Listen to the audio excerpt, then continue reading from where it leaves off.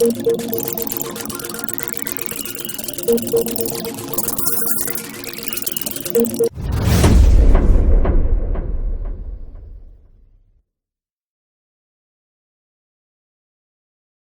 uma mudança excepcionalmente significativa entre o que é hoje ser professor e o que era ser professor há 10, 15, 20 anos atrás. Durante muitos anos, o professor se consagrou como um transmissor de informações. Cabia a ele levar aos seus alunos, em doses homeopáticas, de acordo com as aulas dadas, os saberes inerentes àquela disciplina na qual ele era titular. De outra coisa, não se pretendia do professor, senão expor os seus saberes. Hoje, esse contexto mudou.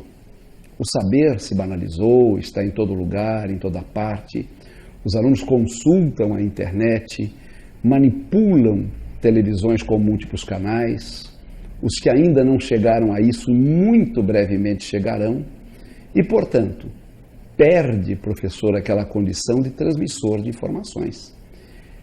Esta função hoje pode ser desempenhada de inúmeras outras formas, com o próprio vídeo dentro da sala de aula. Uma banca de jornal hoje agrega mais informações que bibliotecas inteiras de 50 anos atrás. Então, ao professor, cabe um novo papel, uma nova função. Desenvolver competências, estabelecer prioridades em termos de seleção de conteúdos e, até certo ponto, estimular inteligências.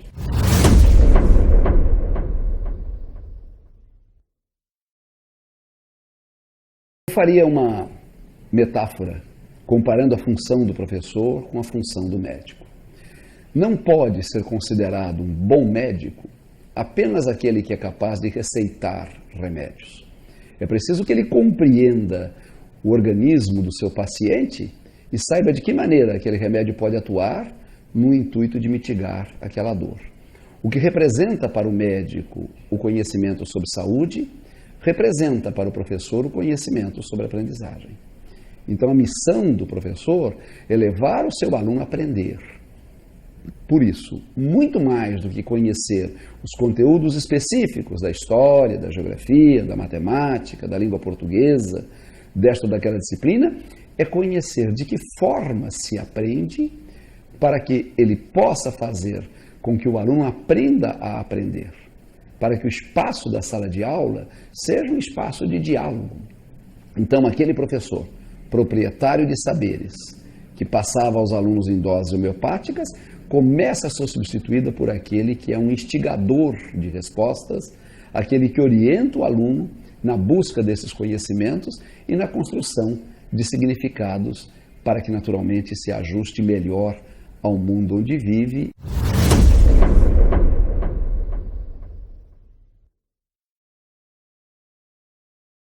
Não é uma coisa tão fácil, mas de forma alguma pode se considerar difícil. O que vou dizer não implica que professores localizados em regiões mais distantes não possam alcançar. Agora, é óbvio que, consciente que há um novo papel a assumir, ele tenha que compreender que este papel envolve um trabalho. E esse trabalho é levar o professor a saber o que de novo existe a respeito da aprendizagem, a respeito da memória, a respeito do funcionamento da mente humana em processar informações. De que maneira o cérebro aprende? O que ocorre na mente de uma criança ou até de um adulto quando diz, agora eu já sei? Não apenas com referência aos saberes convencionalmente escolares, mas até aqueles detalhes pessoais da vida cotidiana. Agora eu já sei mexer neste aparelho, agora eu já sei onde fica a rua tal, agora eu já sei o nome deste produto. É óbvio que a incorporação deste saber envolveu o cérebro num conjunto de ações.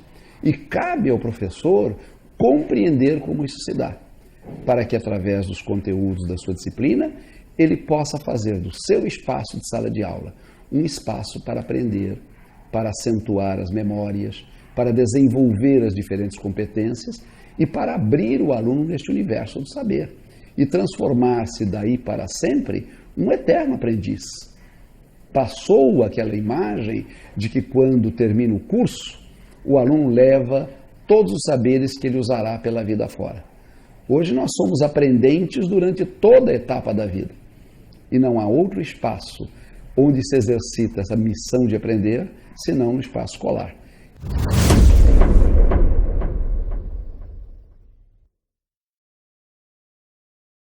Diria até mais que nesse momento se coloca a grande transição que separa um professor de antigamente, um professor superado a despeito de qualidades que possuía, do novo professor. Aquele professor de antigamente, ao concluir o seu curso, era proprietário não só de um diploma, mas de uma bagagem de saberes que daí para frente bastaria administrá-los. O professor de hoje é um permanente aprendente, ele precisa a cada momento, a cada oportunidade, ler, reciclar-se, reaprender, conversar com seus colegas, entrar em contato com o que existe de novo, para que o espaço da sala de aula se transforme num espaço dinâmico, onde permanentemente ele aprenda a ensinar e o seu aluno, então, aprenda a aprender.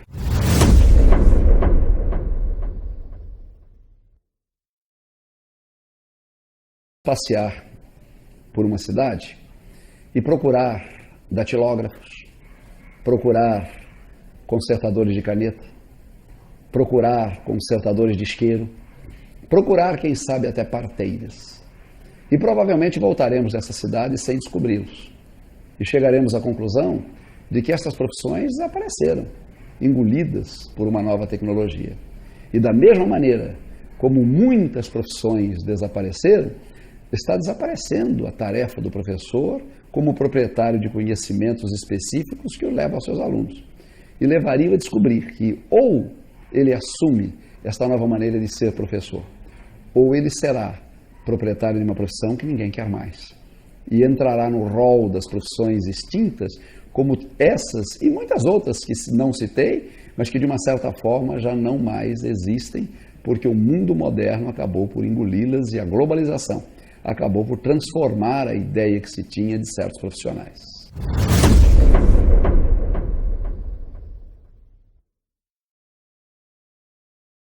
Eu acho possível responder essa questão em 3 segmentos, em 3 ideias.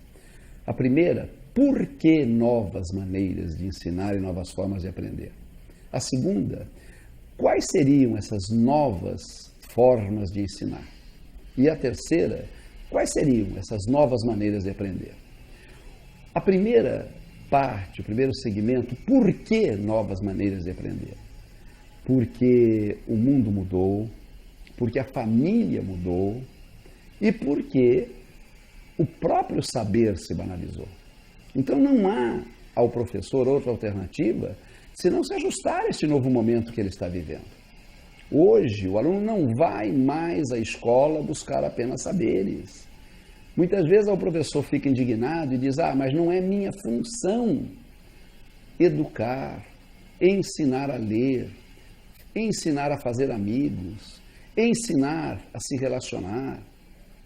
Mas, meu Deus, se esta não é a função do professor, de quem a será? Se o professor não assumir, não seria por acaso possível de ser assumida por traficantes? Então é imperativo que ele descubra que há novas razões para ensinar e que o próprio conhecimento que sobre a mente se tem hoje envolve esta necessidade. A segunda parte, o segundo bloco, quais seriam as dicas, quais seriam as sugestões para o professor estimular essas novas maneiras de ensinar? De que maneira isto poderia ser dito de uma maneira prática, que ele pudesse levar para a sala de aula sem um grande sacrifício? Eu diria que são alguns itens a colocar. Um deles é priorizar o trabalho com habilidades operatórias. Usar em sala de aula verbos de ação que induzem o cérebro a pensar de maneira diferente. Um cérebro que compara é diferente de um cérebro que analisa. Um cérebro que classifica é diferente de um cérebro que sintetiza, que relaciona. Um cérebro que relaciona não é necessariamente um cérebro que desenvolve uma contextualização. Então não importa apenas ao professor atirar sobre os alunos os saberes de sua disciplina. Nós vamos aprender a comparar, a analisar, a relacionar, a classificar, a sintetizar, a contextualizar. Olha, isto aqui você redigiu, mas eu não pedi uma descrição, eu pedi uma análise. Procure descrever, procure depois analisar. A sua análise está ótima, vamos ver se você sabe sintetizar. Repare que sintetizar é criar algo novo, não é justapor duas partes. Então eu diria que uma das primeiras sugestões era fazer com que o professor discutisse com os seus colegas um conjunto de habilidades operatórias e as fizesse exercício do cotidiano. O professor de história, o professor de geografia, o professor de matemática, cada um desenvolvendo algumas habilidades. E todos usando as habilidades que todos desenvolveram. Não é preciso que o professor de língua portuguesa ensine um aluno a comparar e que o professor de história faça o mesmo. Mas o professor de história pode usar na sua disciplina as comparações que o aluno desenvolveu com a língua portuguesa, como o professor pode, em língua portuguesa, desenvolver aquelas ideias de síntese que o seu professor, de uma certa forma, o ensinou. Uma segunda sugestão, o professor precisa descobrir que, dependendo da maneira como transmitimos a nossa mensagem, nós podemos estar enviando-a para uma memória de curta duração, para uma memória de duração intermediária ou para uma memória de longa duração.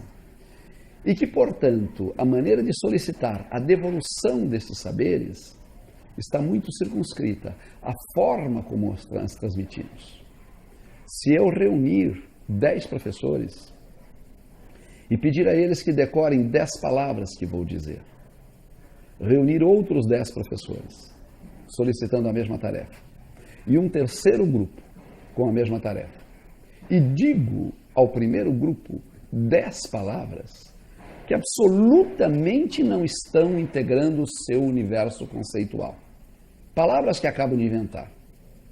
Rivalitrice, ripruchame, lavraprussi, e peço a eles que as decorem, eles não conseguirão guardá-las.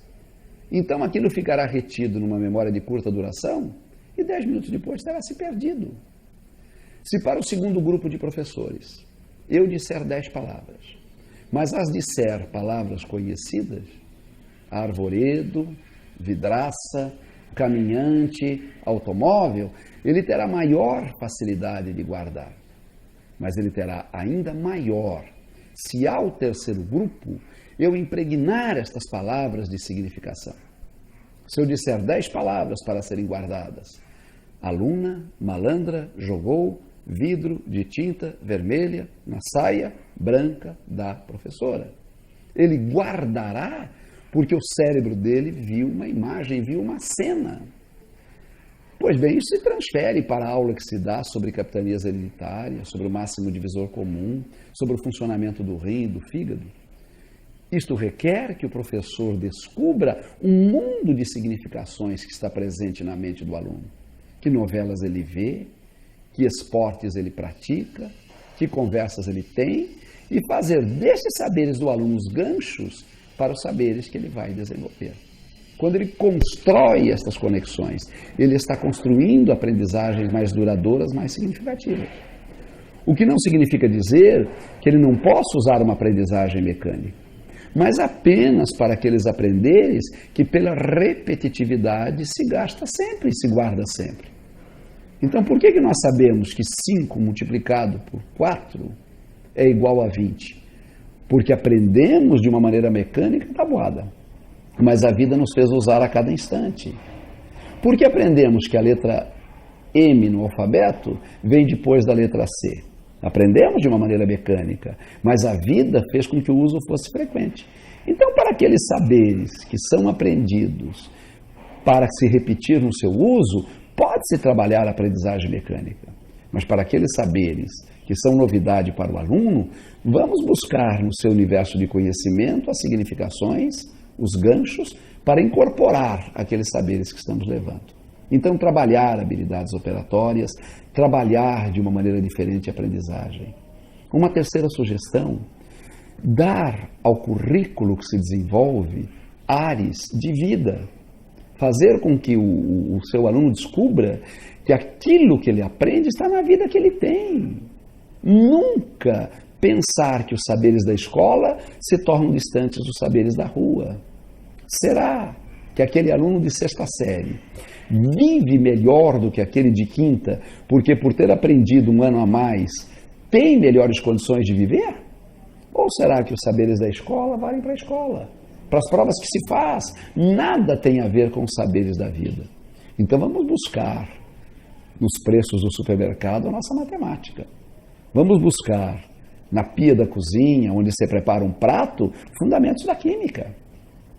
Vamos levantar o capô de um carro e olhar no seu motor a física que está ali presente.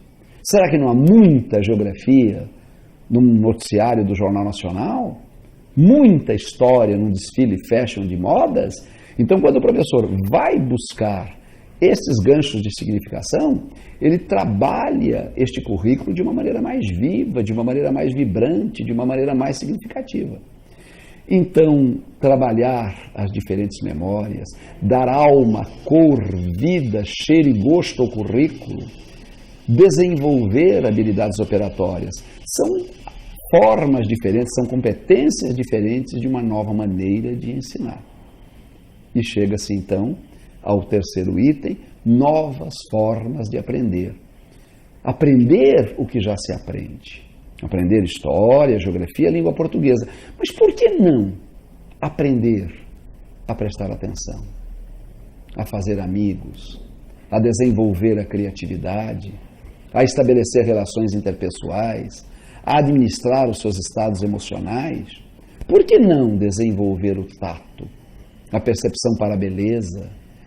Então, ao lado de competências que são necessárias ao professor para trabalhar novas maneiras de ensinar, há também, no contexto do que o aluno aprende, novas maneiras e novos fatores das coisas que ele pode ser levado a aprender.